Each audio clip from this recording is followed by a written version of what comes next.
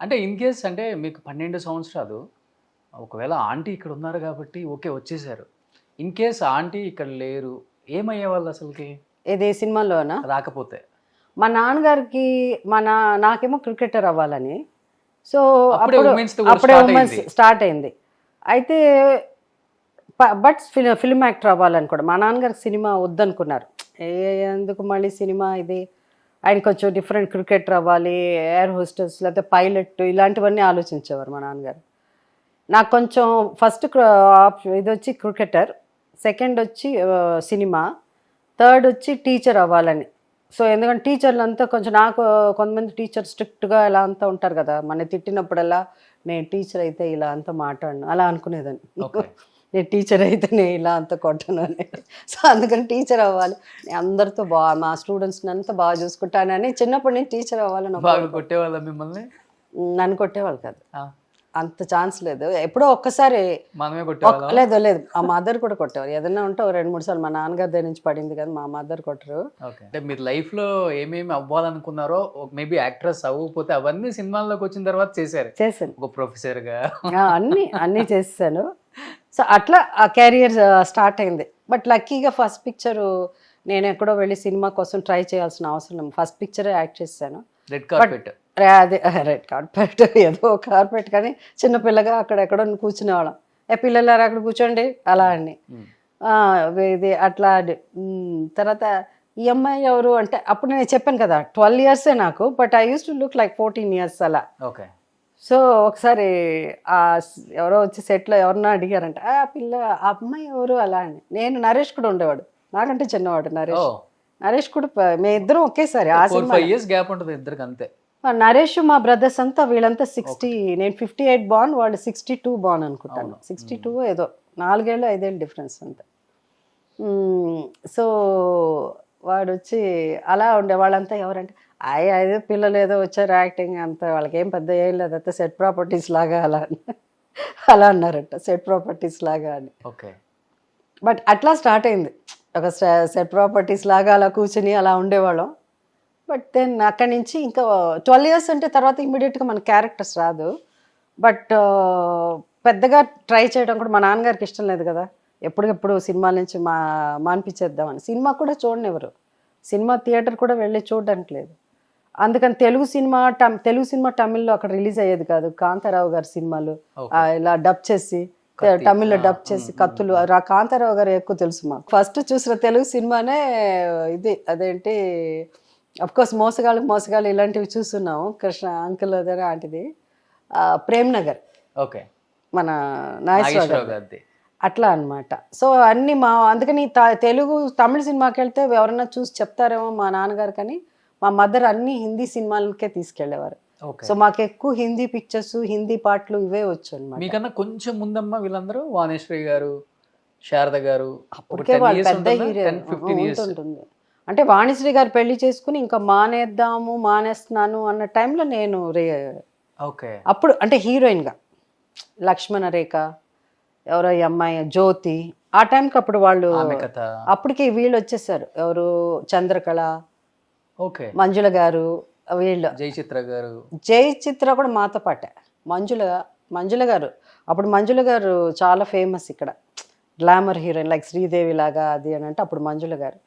So మంజుల గారికి నేనంటే ఇష్టం, అందుకని 2-3 సినిమాల్లో ఆమె డేట్ లేకపోతే ఆ పిల్ల కొత్త అమ్మాయి వస్తున్నది కదా జయసుధ అని, బాగుంటున్నది, పెద్ద పెద్ద కళ్ళు, అమ్మాయిని.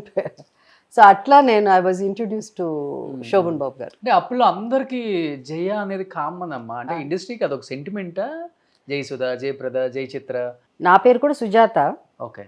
అప్పటికి మలయాళంలో మన సుజాత ఉంది కదా, తెలుసు కదా, తను కూడా ఆల్రెడీ అప్పటికే వచ్చి కొంచెం నోన్ యాక్ట్రెస్గా అందరికి, ఎవరో సుజాత అని ఒక యాక్ట్రెస్ ఉందని. సో గుహనాథన్ గారు అని ఒక తమిళ్ డైరెక్టర్, రైటర్, ఆయన తెలుగులో కూడా ఒక సినిమా మాతో చేశారు, పెద్ద రైటర్ ఆయన. ఏమన్నారంటే సుజాత అంటే ఇంకో సుజాత ఎందుకమ్మా, ఏదన్నా జయ అని పెట్టుకుంటానంటే మా నాన్నగారు అన్నారు సుధా SU మాత్రం ఉండాలండి, ఎలా ఉంటుందో అలా అంటే అప్పుడు జయసుధ అనుకో, జయసుధ. అప్పుడు జయసుధ, జయప్రద, జయశీల, జయకళ, ఏదో చాలా జయాలు ఉన్నారు. అండ్ ఆల్సో ఐ థింక్ జయ ఉంటే విజయం వరిస్తుంది అని పెట్టారంట అప్పుడు. మరి అవునా? ఏమో అంత ఆ రోజుల్లో అవంతా నాకు అంత తెలియదు కానీ బట్ జయలలిత గారు ఫేమస్ అప్పుడు అట్లా ఉండేది. అంటే పెద్దగా చూసుకుంటే వేల మీద లెక్కేసుకుంటే చాలా తక్కువ మంది హీరోయిన్స్ ఉన్నారు. అవును. అటు ఇటు షిఫ్ట్ అవటమే మీరే. ఏఎన్ఆర్ గారి మూవీ, ఎన్టీఆర్ గారి మూవీ, శోభన్ బాబు మూవీ, ఎన్ని హిట్ పేరు ఎంత అంటే మా జనరేషన్ జయసుధ, జయప్రద. జయసుధ అంటే నేను 12 ఏళ్ళకే వచ్చి కొంచెం అలా వచ్చి జ్యోతి నుంచి కొన్ని సపోర్టింగ్ రోల్స్ అంటే నా ఏజ్ తగిన క్యారెక్టర్స్ అలా చేస్తూ ఒక ఫుల్ ఫ్లెడ్జ్డ్ లక్ష్మణ్ రేఖ అనే సినిమాలో కొంచెం మంచి పేరు వచ్చింది. అది దాని తర్వాత జ్యోతి, ఇంకా జ్యోతి తర్వాత నో టర్నింగ్ బ్యాక్. అది హిస్టరీ. అది అసలు అంత చిన్న ఏజ్ లో అంత వెయిట్ ఉన్న క్యారెక్టర్ చాలా కష్టం. ఇప్పుడే నాకు ఇప్పుడు చూస్తుంటే నాకు చాలా ఆశ్చర్యం వేస్తుంది. కొన్ని ఎక్స్ప్రెషన్స్ అంత మెచ్యూర్డ్ ఆర్టిస్ట్, అంత ఏదో చాలా సినిమాలు చేసిన ఆర్టిస్ట్ లాగా. దానికి కారణం వచ్చి ఐ థింక్ బేసిక్లీ ఒకటి నేను I'm gifted. And one more thing ఏంటంటే యాక్టింగ్ వచ్చినప్పుడు నాకు ఏమైనా సరిగ్గా రాలేదంటే ఇంకా చేయలేను నేను. అంటే I have to own it. నాకు కంఫర్టబుల్గా నేను చేయగలను, నేను ఇలాగే బిహేవ్ చేస్తాను. సో నేను బేసిక్లీ పర్సనల్గా నా క్యారెక్టరు సుజాత అనే వ్యక్తి, నేను ఒక more like a tomboy. చిన్నప్పుడు కూడా నాకు చిన్నప్పటి నుంచి మన సినిమాలో జయసుధ గారు మంచి ఒక గృహిణిలాగా మన ఇంటి అమ్మాయిలాగా అలాగే నాదొక ఇమేజ్ ఉంది. కానీ బేసిక్లీ నేను వచ్చి ఒక జీన్స్ ఉన్నప్పుడు జీన్స్ ఎప్పుడు వచ్చిందో అప్పటి నుంచి జీన్స్ షర్టు వేసుకుని సైకిల్ తొక్కి అలా. అంటే పిల్లలు కూడా నాకు 8 years ఉంటే నా ఫ్రెండ్స్కి అంతా ఇంకొక అమ్మాయికి ఒక 8 years ఉంటుంది. దాని తర్వాత 7, 6, 5 వీళ్ళంతా నా ఫ్రెండ్స్ అనమాట. సో నేను చెప్పినట్టు వాళ్ళు వినాలి. అంతా మేమిద్దరం ఆడపిల్లలు, మీతో అంత మగపిల్లలే 5 సో అదొక డిఫరెంట్ లైఫ్. సో నాకేంటంటే నాకు ఇష్టం లేనిది నేను చేయలేను. నాకు కొన్ని అంత తమాషాగా అనిపిస్తుంది. ఏమాత్రం సినిమా లక్షణాలు లేవు ఫస్ట్ నుంచే.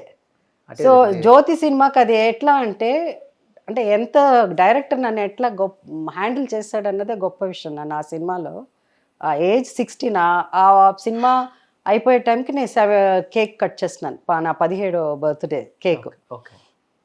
సో నన్ను నవ్వించాలన్నా నవ్వు వచ్చేది కాదు. అరే ఎందుకు నవ్వాలి అని అంటాను. అరే నవ్వాలమ్మా అని, సిరిమల్లె పువ్వల్లే నవ్వు. ఆ నవ్వు మీదేనా నిజంగా? లేదు, అంటే ఒక్క చోట నేను నవ్వుతాను. లాస్ట్లో జానక్ గారు నవ్వారు, ఆమె ఎంత గొప్పగా నవ్వారు. దాని క్లోజ్గా కొంచెం నవ్వమ్మా అని. అంటే నవ్వు కూడా వచ్చేది కాదు నాకు. అంటే నాకు నవ్విస్తే నేను నవ్వొస్తాను, నువ్వు నవ్వు అని చెప్తే నేను నవ్వేస్తానా అని. అదే ఎట్లా కుదురుతుంది అలా అని. సో అందుకని కెమెరా పెట్టేస్తే ఆ కెమెరామెన్ తప్ప ఆ స్టిల్ ఫోటోగ్రాఫర్స్ ఉండేవారు కదా ఆ రోజుల్లో, ఆయన రాఘవేంద్రరావు గారు వాళ్ళందరూ ఒకళ్ళు ఏదేదో చెప్పడం కోతుల్లాగా ఇలా అంతా చేస్తే అంత పక్క నవ్వేదాన్ని. అవంతా కూడా ఇంకా బలవంతంగా, అది కూడా నాకు పెద్ద నవ్వు అనిపించేది కాదు, అయినా నవ్వేదాన్ని. So director has to convince me. అప్పుడే స్టార్ట్ అయిపోయింది. ఇదేం బాగాలేదే అని అంటాను. బాగాలేదు కదమ్మా, అట్లా కాదు, ఇట్లా బాగాలేకపోయినా నువ్వు కొంచెం ఇట్లా చేసి ఇలా చెప్పాలని. సో నా కెరియర్ అంతా అలాగే లాస్ట్ వరకు ఇప్పటి వరకు కూడా అదే సాగుతున్నది. అసలు రియల్